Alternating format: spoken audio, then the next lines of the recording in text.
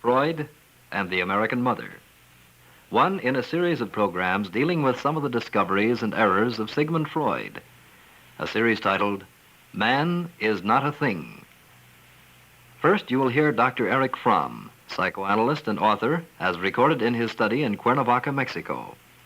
Then you will meet Robert Nisbet, Dean of the College of Letters and Science, University of California, Riverside, together with Floyd Ross, Professor of World Religions of the Southern California School of Theology, and Dr. Edward Rudin, Chief Psychiatrist of the California State Mental Hygiene Clinic in Riverside. Now, here is Erich Fromm, as interviewed by John Harder in Cuernavaca, Mexico. What was or what were the new thing or things that Freud told us about the mother-child relationship, the exchange between mother and child? I would say the most important thing Freud discovered was a fact which one had not paid enough attention to, namely the tremendous attachment which we find not only in the child, but unconsciously in many grown-up people to the figure of the mother.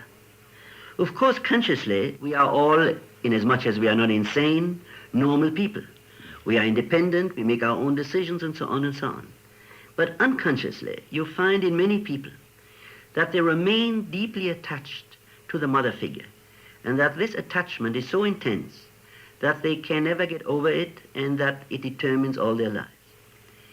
People, however, differ on what level, so to speak, they remain attached to mother. You find a person who remains attached to mother on a very archaic level. You might say this person remains attached to mother's womb. He is even afraid to be born. These people really are the people who, clinically speaking, we would consider severely sick. Other people remain attached to mother's breasts. They are the eternal sucklings who are always afraid of being weaned, who always look for a figure who will feed them. Other people remain attached to mother's lap. They always want somebody who cuddles them, who pampers them, and who gives them security. Other people remain attached to mother's hand. They can play around, and yet they are afraid of being completely by themselves. To discover the force and the power of this unconscious attachment to the mother's person, even in the adult person, was one of the great discoveries of Freud, because it makes us understand pathology and to some extent even the normal reaction of people who consciously believe to be independent and unconsciously are deeply dependent. Actually, Freud called this whole phenomenon the Oedipus complex, by which he referred to the deep and enduring attachment of the person to the motherly figure. Well, how does this position, or how does the Oedipus complex itself look from the perspective of today? Well, Mr. Harder, here again, we have a matter of opinion.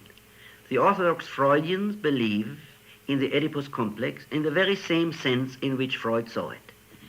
Namely, that this attachment to mother is based on sexual attraction. This followed from his ideas about infantile sexuality. He assumed the little boy, let us say, has his sexual strivings, heterosexual strivings. The mother is the woman, so to speak, whom he knows best, or with whom he is most intimate. And therefore he forms a sexual attachment to mother, which is very difficult for him to give up. I myself and a great number of other psychoanalysts believe that that was a mistake. That the attachment of the little child to the mother is primarily not a sexual one, and on the other hand, that the sexual strivings of the little boy make him feel attached to other little girls, a phenomenon which every mother can observe. That the attachment to mother is much more profound and is much deeper. It is the wish inherent in any human being to be attached to a figure who is all loving, unconditionally loving, all protecting, all admiring, all embracing. The idea of mother is, you might say, a cosmic idea of the all-protecting haven where we have no responsibilities, where we are all protected, where we have no obligations, and where we have no risks. And it is a problem of human life to renounce this and to march on the path of independence, where we are independent from mother and rely on our own strength, on our own powers, and know that there's nothing else we can rely on. Well, to what degree do you feel that most American mothers fulfill the needs of this exchange between mother and child?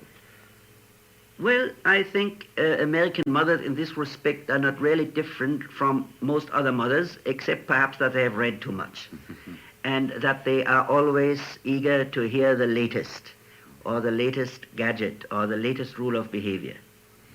I would say there is one fundamental problem in motherly love.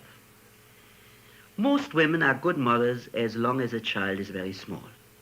Maybe there is a certain instinctive element still left in the human race. Maybe there is an element of narcissism, of self-love in the mother, which makes her feel that the child is still part of herself, and in which she loves the child, the little child I mean, in terms of really loving herself. But then when the child grows a little older, the mother is confronted with a very difficult problem. She must go on loving the child. And by loving I mean to love the child in the specifically motherly way of unconditional love. To love the child not because it does this or that, because it pleases her, because it is like her, but to love the child just because it is her child. That is motherly love which a child should experience throughout his life. But at the same time, the mother must want and not only tolerate. She must want and wish that the child emerges from her, that the child leaves her, that the child, when he's ready for marriage, loves another woman more than he loves her, that the child, as the Bible says, must leave his father and his mother and stick or cleave to his wife. This is indeed the greatest difficulty for love. To love and at the same time not to want to cling, not to want to possess. And I think in this task many mothers fail. It is exactly this character of all-embracing love which does not want anything for oneself, which has given the concept of motherly love its great dignity, almost you might say its sanctity. But at the same time it is also the task in which most mothers or many mothers fail, and therefore you might say of all forms of love, motherly love, which is confronted with this very conflict, this very difficulty, is the most difficult love to achieve, but also the greatest there is. You have heard Dr. Erich Fromm, psychoanalyst and author, as recorded in his study in Cuernavaca, Mexico. Now, to continue our discussion of Freud and the American mother, we'll switch to Studio C at San Bernardino Valley College, where we'll join Dean Robert Nisbet of the University of California, Riverside, Professor Floyd Ross of the Southern California School of Theology, and Dr. Edward Rudin, Chief Psychiatrist of the Riverside State Mental Hygiene Clinic. Dean Nisbet is our moderator. Well, gentlemen, with these introductory remarks of Dr. Erich Fromm, I think we might as well begin. And this time, Professor Ross, what about your reaction to Dr. Fromm's words? Well, I'm impressed by the importance which the mother plays, especially in the early years of life. I think Dr. Fromm has made this very apparent. Dr. Rudin, what were your initial reactions? I felt that Fromm had emphasized the dependent attachment that the child has to the mother, and particularly the role of the mother in promoting this attachment. I felt that he had perhaps not recognized the Oedipus complex for what Freud was saying that it was, and had overlooked the relationship of the child's identification with the mother.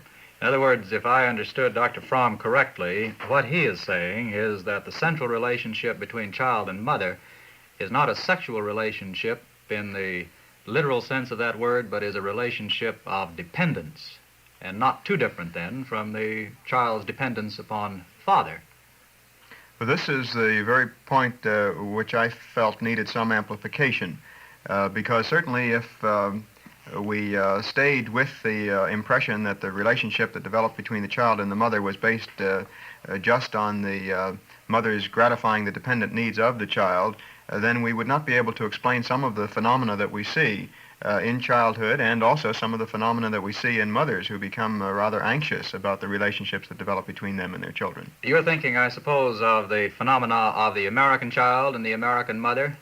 I'm thinking of the phenomenon of the American child, and I think most other children too, in developing certain kinds of attachments to the mother beyond just seeing her as a source of comfort and cuddling. Well, but motherhood exists always in the context of a particular type of family, and I'd like to turn to Professor Ross for a moment here, who has spent time in India and been in close contact with Indian families, and ask him what he thinks of Fromm's remarks, thinking now in terms of his experiences in India. Well, I'd be inclined to say that perhaps his comments tend to underemphasize the element of real sexual attraction between the child and the mother. I'm not sure that my Indian friends were necessarily aware of this or would put it in this language, but I think it's interesting that in India there are many Indian mothers and fathers too who would point out that unless the child has a great deal of bodily contact with the mother or with the brothers and sisters in those first 2 or 3 years of life, that the child will probably never feel as secure as it should. And I was interested that some of the Indians pointed out that American mothers seem to be very cruel by Indian standards. They would put their baby in a go-kart or in a playpen where the child could have no physical contact with brother, sister, or mother. Excuse me, my experience with visitors from the Far East, and chiefly India, has been to the effect that many of them regard our treatment of the American mother as callous on the whole. This surprised me very much when I first ran into the reaction, because I'd thought that with our celebration of Mother's Day and with the sentimentality that tends to exist in American folklore and song about mother, about mom, that probably we led the world in our veneration for mother. But some of my Hindu students at the university took a very different attitude toward this. They declared, in so many words, that we have taken the dignity of mother away. Have you had any reactions to that, Dr. Rudin, in terms of your clinical experience? What I mean is this. Do you find, in terms of some of the mother patients that you as a psychiatrist have had, do you find that there is this element of the lack of status, a feeling of insecurity that comes from not knowing what she is, who she is?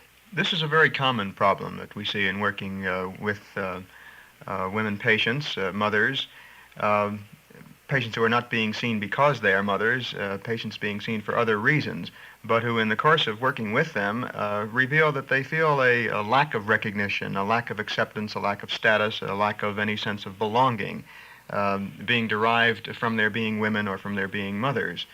And of course, one questions why we need such an institution as Mother's Day. Why do we need to formalize the concept of our devotion or tribute to Mother? Isn't this a kind of sentimentalism? It's a kind of sentimentalism which I think suggests exactly the opposite, that we must have rather ambivalent feelings towards mothers and mother figures, and that in an effort to deny the resentments, hostilities, etc., the feeling that maybe we've been cheated, haven't gotten enough love, that we need to make sure that we assign at least one day when we can deny these negative feelings. Don't you think it's still true, too, that many an American mother is somewhat afraid of her own feelings of attachment to the newborn child, the young infant? Isn't this part of the residue of an earlier school of psychological thought which said that the mother should try to keep away from the baby and not cuddle it too much and not give it body contact?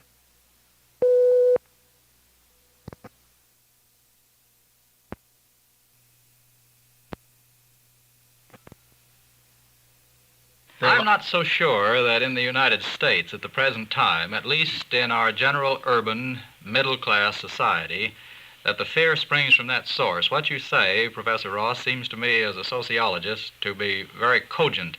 But I have wondered if much of this relationship of fear and diffidence that I see between mother and small child springs instead from the isolation of the small family unit in our society from the older ties of the extended family. The mother is thrown so much upon her own resources, facing what is, after all, one of the most difficult and complex problems in the world, namely the care of a newborn baby, without the reinforcement that formerly came from older sisters, from grandmother, from aunts, and so on.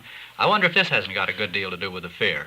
It not only has considerable to do with the fear as we find it clinically, Dean Nisbet, but also we find that we've thrown more responsibility on the mother. We have made her aware of the very strategic position that she is in regard to this child who is under 5 or 6 years of age, so that we have increased her sense of responsibility while not providing her with the means to really respond to the responsibilities.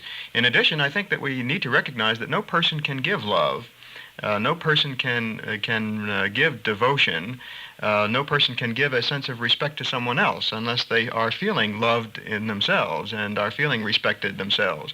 This puts quite a burden then on the marital relationship itself. Now, in effect, you are saying, first of all, that in a non-traditional society, such as that in the United States, where we do not have the joint family system or the extended family, the mother is subject to a higher degree of anxiety regarding her own selfhood and her role with reference to the child than would be true, say, in traditional village China before the Revolution, or in a country like India. So one of the first problems the American mother has to face is this extended anxiety that she experiences. Then I sensed in your comments also a recognition of what is all too often the fact, probably, that since the mother is sustained primarily by whatever quality of love she feels from the husband, if the husband lets her down in the quality of the relationship, then this American mother is left somewhat stranded to fight through her own anxiety problem without too much assistance. Is that right, Ed? Left stranded and then turns to the one source of gratification that she has, and that's the child. Unfortunately. And this brings us back to Fromm's comments about the clinging mother, the momism that we've talked about in regard to the American mother. If she needs these sources of gratification, if she needs to feel loved herself, then she needs only to look at Junior in the house, who wants very much to love her and is giving her a good deal of love and attention and various demonstrations of affection, and she's got it there. In effect, she exploits the child out of her own feeling of starvation, doesn't she? Then? Yes. Because she lacks the reinforcing context of her own relatives from the extended family, she tends to use the child, in a sense, as a fulfillment, as a projection, and for also her own aspiration. I think, Dean Nisbet, you could comment also on how much the mother may remove herself from the family and seek these loves, these attentions, these affections by going to work, by finding a career for herself, getting the respect, getting these needs gratified outside of the family. And of course, we have developing in American society in many areas now increasingly groups which, in a sense, are a substitute for the older relationships of the extended family. I'm thinking of some of the clubs and associations, the neighborhood informal coffee gatherings and the like. But there's another aspect of the anxiety that both of you gentlemen have referred to, arising from the mother's role in our small family, and that is the kind of anxiety that seems to me to be generated in the American family in the child by the closeness of his contact with the mother. In the same way that the mother is rather isolated in our small family system, so perhaps is the child. The child is thrown upon the company of his mother exclusively. Doesn't this make the break eventually a sharper and perhaps more anxiety-ridden experience for the child in our society? I would like to ask Ed at this point, too, whether if there are more children in the family, the degree of tension that you refer to from this element of isolation is reduced thereby. Is it true that the larger the family, the more chance that the degree of tension will be lessened? This certainly is not a general rule. The more of a world against which the individual child can act out whatever conflicts he has, the better a chance he has for expending the energies that are involved in his conflicts. However, if we consider the family of several siblings, we have to also recognize that there is more and more demand being made of the mother. that each of these children is dependent on the mother. Each is asking for more and more and more from her, which may increase her tensions, so that we may get a vicious cycle created here of more and more demand, more and more tension. And even though any one child in the family has the opportunity to act some of this out with his siblings rather than with the mother, the tension element in itself has become so much greater that it is questionable in some cases whether he has the adequate opportunity to act out some of his conflicts. Now, in view of the fact that we can hardly expect American society to go back, say, to a joint family system, how can we visualize the American mother coming to a greater awareness of the various roles which she has to play? How can we help her overcome this feeling of being isolated and somewhat useless in many of her roles? I think Professor Ross has put his hand on a very central aspect of the characteristic nature of the American mother. She doesn't live, as is true so often in other civilizations, in the single or principal role of mother. Here she is expected to be, typically, not merely the mother of one or more children, but to continue to be the husband's lover, his wife, his companion. She is expected through all of the imagery of American advertising to live up to a great many roles that are not thrust upon her in some other civilizations. It seems to me that the part of the answer to Professor Ross's question, though, lies in the greater responsibility that the father has then. It seems to me that the father must be able to convey his own gratitudes, his own affections, must be able to convey his respect for his wife in her role as wife and mother, so that he does in fact feed her the very emotions, the very senses that she's going to have to transmit to her own children. And I think that the society itself fits into this, that the society's evaluation of motherhood, and I don't mean glamorous motherhood, I don't mean romanticized motherhood, I mean motherhood as a daily chore activity, that this itself needs the respect of society and deserves and can easily get the respect of society. Don't we need to stress also a matter that Dr. Fromm referred to a couple of times in his comments, namely that the mother needs to learn how to let go of the child. Being a mother is a kind of transitional thing so far as the children are concerned. At first, the mother is all-important, and the mother may well love the child simply because she's loving her own extended selfhood, as Dr. Fromm indicated. But if the mother is reminded, gently and periodically, that her chief role as mother is to reseed, as it were, from birth on up to age 16 or 18 or 20.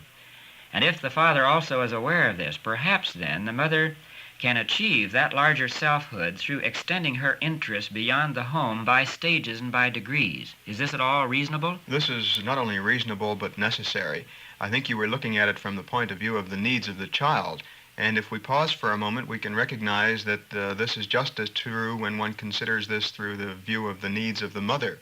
One of the most distressing situations we face in clinical practice is the mother who has stopped being a mother by reason of certain realities, the menopausal woman whose children are grown now, whose physiologic system no longer allows her to even pretend that she can be a mother anymore. She faces the fact that she is a has-been mother in a sense, and if her investment has been entirely in her children, she faces menopause with great trepidation and faces the period beyond the menopause with great fear, with considerable depression, which can all be resolved if she is able to invest herself in relationships and satisfactions outside of the family, and also if she is able to take pride in the family that she has created as independent individuals rather than just as extensions of herself. Looking forward to the generations that follow, that she, in a sense, has created. I think of a study that was made not very long ago in England of the plight of English mothers, the loneliness of English mothers. I quite agree with you that this is undoubtedly the way out for American mothers to find compensations through other types of association. But what these two English sociologists discovered in East London is that there seems to be no really adequate substitute for the relationship of the generations themselves. Most houses are built typically in two-generation fashion. There is no room in these houses for the mother's mother or for other relatives, and in this study it was found that a great deal of loneliness was not being compensated for in this model housing project and left a feeling of nostalgia for the tenement, literally the slum tenements out of which many of these English families had moved into the housing project. And yet, with our improved communication and transportation, it would certainly be possible for these generations to be in contact with each other. Apparently, something in our culture today tends to increase the cleavage rather than to give some positive value to the continued relationship between the generations. Don't we need to recognize, and doesn't it help the mother if she can recognize the fact that there is a certain basic ambivalence in her own psychic makeup? First of all, and the thing that she is always aware of in the first half of life, is her basic natural rhythm, the life of the instincts, if you please. But in addition, as we now know in terms both of biological and psychological theory, there is another side of her which is not related to her natural rhythm, the life of the spirit as it's been traditionally called. And haven't we implied that as the mother goes through this process of re-education in her own selfhood and letting go of the child, she needs to move beyond her bondage to this purely instinctual level and recognize that she too has a side of her that is not tied in with any of the basic biological rhythms, but which is every bit as important and even more important in the latter half of life. Quite right, and she has had still another relationship that has been ambiguous and at times almost baffling, and that is her relationship to the changing American norms on the subject not merely of motherhood, but of the family in general. With the whole movement that we think of as the emancipation of women, I'm not always sure that that is really a historically justified term, but nevertheless, with the movements of individualism that have been associated with the release of women from the older quasi-patriarchal family, her status, her role in the family has become increasingly ambiguous. And so in addition to these biological and spiritual qualities that you refer to, Professor Ross, she's had the additional burden of adapting herself to the norms. Well, I think we've reached probably a good stopping place here. And in light of Dr. Fromm's remarks on the subject of mother, the dependence between mother and the child, and our own effort to adapt these or to apply them to the reality of the American family, I think probably we have arrived at a reasonable consensus. Our thanks to you, Dr. Edward Rudin, Chief Psychiatrist of the Riverside State Mental Hygiene Clinic, and to you, Professor Lloyd Ross of the Southern California School of Theology.